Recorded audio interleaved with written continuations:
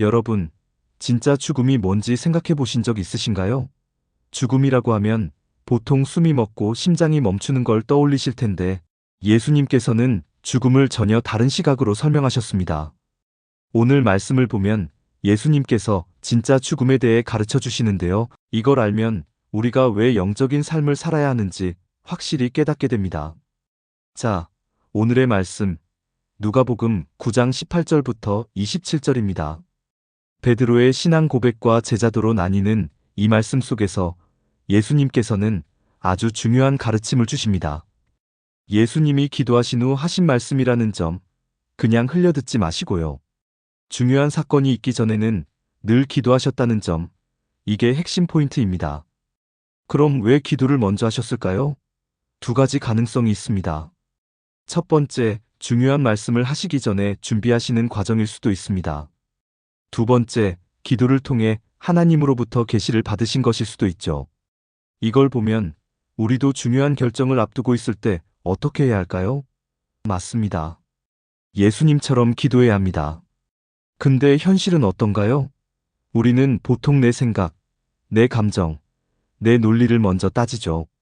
기도보다는 인간적인 기준으로 판단하고 내 뜻대로 결정하는 경우가 많습니다. 그런데 이런 태도가 사실은 교만한 거예요. 하나님을 무시하는 거나 다름없죠. 내가 제일 잘 알아? 이러면서 말이죠. 그래서 오늘 이 말씀을 통해 우리가 정말 중요한 순간마다 무엇을 먼저 해야 하는지, 그리고 왜 그래야 하는지를 깊이 생각해 보셔야 합니다. 근데 여기서 끝이 아니에요. 이 기도 이후에 예수님께서 던지신 질문이 더 놀랍습니다. 무리가 나를 누구라 하느냐? 이 질문에는 숨겨진 엄청난 의미가 담겨 있는데요. 이걸 알면 우리의 신앙이 어떻게 변화해야 하는지 깨닫게 됩니다. 자, 그럼 다음 이야기로 바로 들어가 볼까요? 이어서 예수님께서는 이렇게 물으십니다. 무리가 나를 누구라고 하느냐?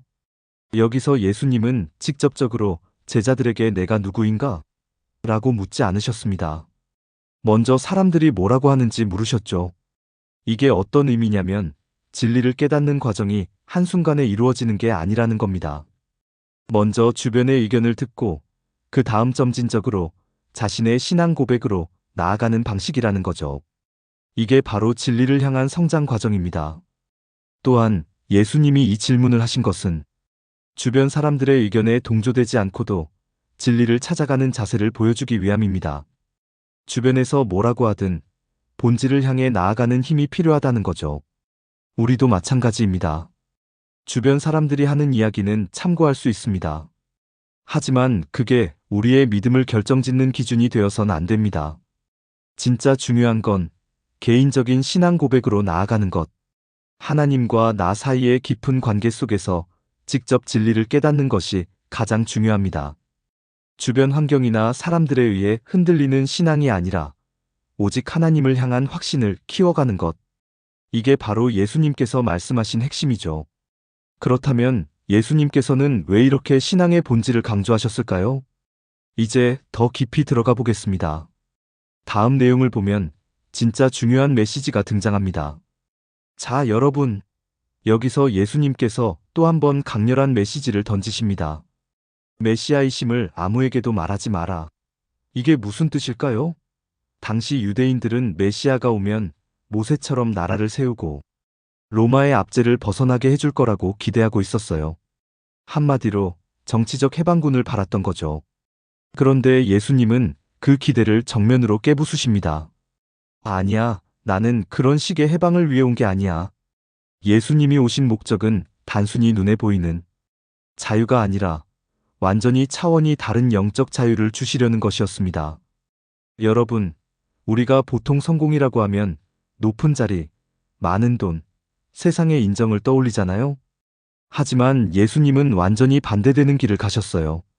태어나실 때부터 마구간에서 아무도 주목하지 않는 곳에서 시작하셨고 공생애를 사는 동안도 철저히 낮아지셨죠. 그리고 마지막에는 십자가에 달리시기까지 세상 기준으로 보면 완전히 실패한 인생처럼 보였습니다. 그런데 여기서 중요한 포인트가 있어요. 우리가 보기에 실패 같아 보이는 것이 하나님 나라에서는 오히려 가장 큰 영광이라는 거예요. 와, 이거 완전 역설 아닙니까? 세상의 기준으로 보면 예수님은 아무것도 가진 게 없고 철저히 버려진 존재였어요. 하지만 진짜 중요한 건 그 낮아짐을 통해서 하나님 나라의 문이 활짝 열렸다는 겁니다. 자, 이제 여기서 질문 하나 던져볼게요. 만약 여러분이 예수님 시대에 있었다면 어떤 선택을 했을 것 같나요? 세상의 영광을 쫓아갈 것인가? 아니면 눈에 보이지 않지만 진짜 중요한 것을 위해 낮아질 것인가? 바로 이 부분이 핵심입니다. 그런데 여러분, 이게 끝이 아닙니다. 예수님께서 이 놀라운 섭리를 어떻게 더 깊이 설명하시는지 바로 다음 내용에서 밝혀집니다. 기대되지 않으세요? 계속 가보겠습니다. 예수님께서 고난을 받으실 거라고 말씀하셨습니다. 그런데 그 고난이 어떤 것인지 한번 생각해 보셔야 합니다. 단순히 힘센 로마 병사들에게 붙잡혀서 고통받는 게 아니었습니다. 예수님을 죽이려 했던 사람들은 누구였냐면요. 당시 가장 존경받던 종교 지도자들이었습니다. 장로, 대제사장, 서기관들, 이들은 유대 사회에서 최고의 권위를 가진 사람들이었죠. 그런데 그런 사람들이 예수님을 죽이려 했다는 게 이상하지 않나요? 우리는 종종 악당하면 잔인한 폭군이나 나쁜 범죄자를 떠올리는데요. 여기서 예수님을 죽이려 했던 사람들은 겉으로 보면 굉장히 도덕적이고 경건한 사람들이었습니다. 하나님을 섬긴다고 했고 율법을 지키며 살아가는 사람들이었죠. 그런데 예수님은 그들에게 배척당했습니다. 그 이유가 뭘까요? 여기서 중요한 포인트가 나옵니다. 종교적인 권위를 가졌다고 해서 반드시 하나님과 가까운 것은 아니라는 거예요. 오히려 하나님을 이용해서 자기 권력을 지키려는 사람들이 있습니다. 예수님은 그런 사람들의 위선을 드러내셨고 결국 그들이 예수님을 십자가에 못 박으려고 했던 거죠. 그런데 여기서 멈추지 말고 한 가지 더 생각해 봐야 합니다. 만약 우리가 그 시대에 살고 있었다면 우리는 과연 누구의 편에 섰을까요? 예수님을 따랐을까요? 아니면 종교 지도자들의 말을 듣고 예수님을 배척했을까요? 지금의 우리 모습 속에서도 혹시 예수님을 따르기보다 세상의 인정과 권위를 더 중요하게 여기고 있지는 않은지 돌아볼 필요가 있습니다. 그런데요, 더 충격적인 게 있습니다. 예수님은 단 한 번도 죄를 짓지 않으셨습니다. 도둑질을 했습니까? 폭력을 썼습니까? 아니면 누군가를 해롭게 했나요? 아무것도 없습니다. 오히려 병자를 고치고 사랑을 전하고 하나님 말씀을 가르치셨죠. 그런데도 세상의 권력자들은 그분을 죽이려고 했습니다.